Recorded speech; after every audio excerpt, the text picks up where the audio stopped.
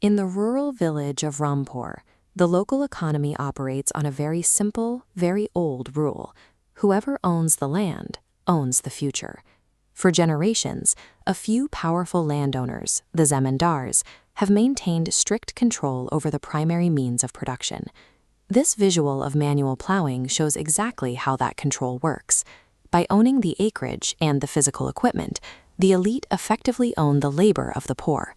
Workers have no alternative but to trade back-breaking manual labor for a daily wage. That brings us to Manohar and Shalu.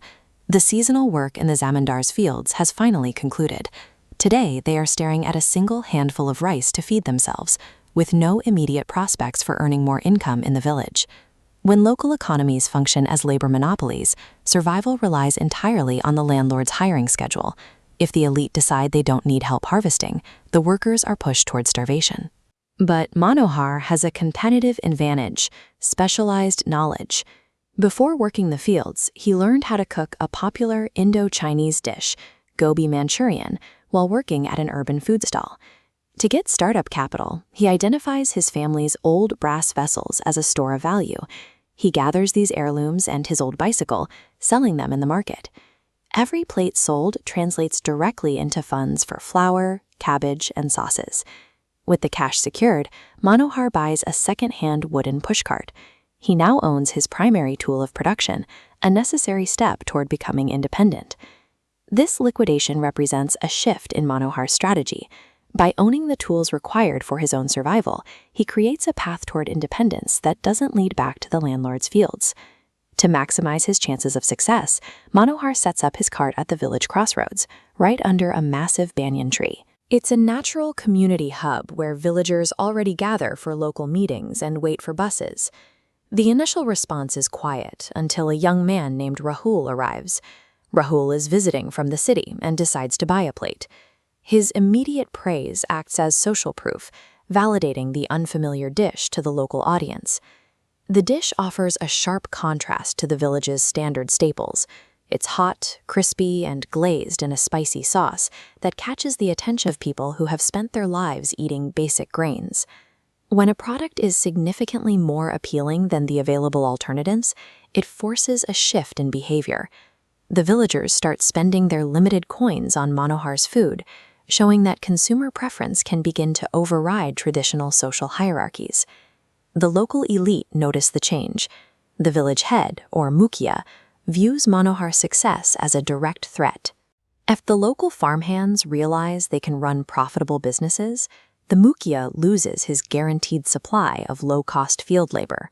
To protect his interests, the Mukhia sends his enforcer, Gajadar. Claiming the crossroads is official panchayat land, Gajadar violently knocks over Manohar's cart, destroying a day's worth of expensive inventory under the guise of zoning enforcement. But Manohar doesn't return to the fields. Instead, he moves the entire operation to the small courtyard directly outside his own home, placing the business strictly on his own private property. Manohar's house is tucked away in the last alley of the village, yet customers actively seek him out. Even without the visibility of the crossroads, the reputation of the food carries through Rampur, drawing people to the far edge of the village specifically to buy a plate. The landlord's power relies on controlling public geography. When an entrepreneur offers a product good enough to draw a loyal customer base to a private location, that geographical control loses its effectiveness.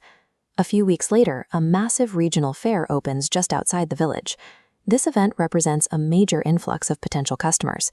A successful weekend here could provide enough profit to buy a full month's worth of stock in advance. Seeing Manohar at the fair, Gajadar launches a direct attack on the business's reputation. While Manohar is distracted, a hired saboteur sneaks behind the stall and pours ruined engine oil into the cooking sauces. Within minutes, customers are coughing and shouting. A crowd swarms the stall, accusing Manohar of poisoning them to save money. In a small community, a single public scandal regarding food safety can bankrupt a micro-entrepreneur instantly. The tense situation is resolved through observation. Rahul pushes through the mob, checks the ruined sauce bottle, and spots a man in the crowd with matching black oil stains on his hands. Cornered, the saboteur confesses to taking Gajatar's money. The confession exposes the corruption behind the sabotage, turning the crowd's initial suspicion into vocal support for Manohar. For many villagers, seeing the Mukhia's men resort to poisoning food breaks the fear that usually keeps them silent, legitimizing Manohar's business in the eyes of the community. Following the fair, the demand for the food allows Manohar to grow. He uses his accumulated profits to move from a street cart to a permanent brick-and-mortar restaurant. As this chart illustrates, the real impact goes beyond one family.